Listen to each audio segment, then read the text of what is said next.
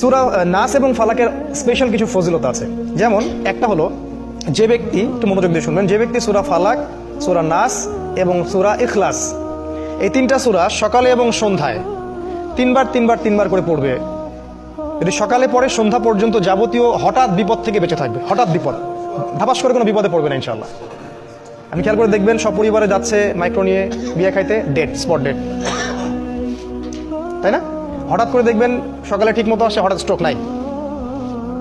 হঠাৎ বিপদ ইনশাআল্লাহ সে পড়বে না, যে ব্যক্তি সকালে তিনবার করে সূরা ফালাক, সূরা নাস, সূরা ইখলাস পড়বে। আর বিশ্বাস করেন, এই কাজগুলো আমাদের চাচাদের বয়সী যারা আছেন ওনাদেরকে শিখাতে হয় না, আমাদেরকেই শিখাতে হয়, তাদেরকে শিখাতে হয় না, তারা এগুলো আগেই থেকে জানেন। আবার যে ব্যক্তি সন্ধ্যাবেলা সূরা ফালাক, সূরা নাস এবং ইখলাস তিনবার করে পড়বে, সারা রাত যাবতীয় ক্ষতি থেকে সে বেঁচে থাকবে ইনশাআল্লাহ। এই হলো একটা বড় ফজিলত। তাহলে আমরা ইনশাআল্লাহ আজকে থেকে, বরং এখন থেকেই তিনবার করে সূরা ফালাক, নাস, ইখলাস প্রতিদিন পড়ার অভ্যাস করবো ইনশাআল্লাহ। এটা একটা আমল। দ্বিতীয় একটা ফজিলত হচ্ছে, ঘুমানোর পূর্বে যখন বিছানায় যাবেন, অনেকগুলো সুন্নাহ আছে, বিছানা ঝেড়ে নিতে হবে, লাইটস অফ করা, প্রয়োজনে পারলে উজু করবেন, আয়াতুল কুরসি পড়বেন, তাসবিহ তাহলিল করবেন, পারলে সূরা মুলক পড়বেন।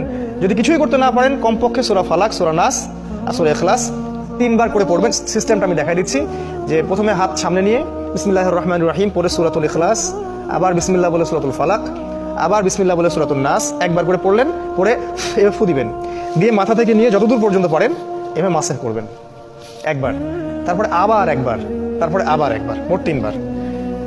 কেন এটা আমি এখন এসে বুঝতে পারছি, কেন তিনবার, স্টুডেন্ট লাইফে বুঝতে পারি নাই। আসলে কোরআন এবং সুন্নাহর এত জ্ঞানের সমুদ্র, যেখানে আমরা হাবুডুবু খাচ্ছি, আসলে কোনো কুলকিনারাও খুঁজে পাচ্ছি না যে আসলে কি সলিউশন দিব। তাই যতই জানি ততই মনে হয় যে আমি কিছুই জানি না।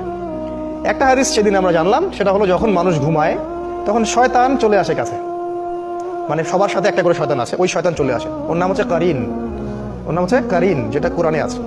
সে এসে এই যে আমাদের গর্দান আছে, এই গর্দানের মধ্যে তিনটা গিট দেয়,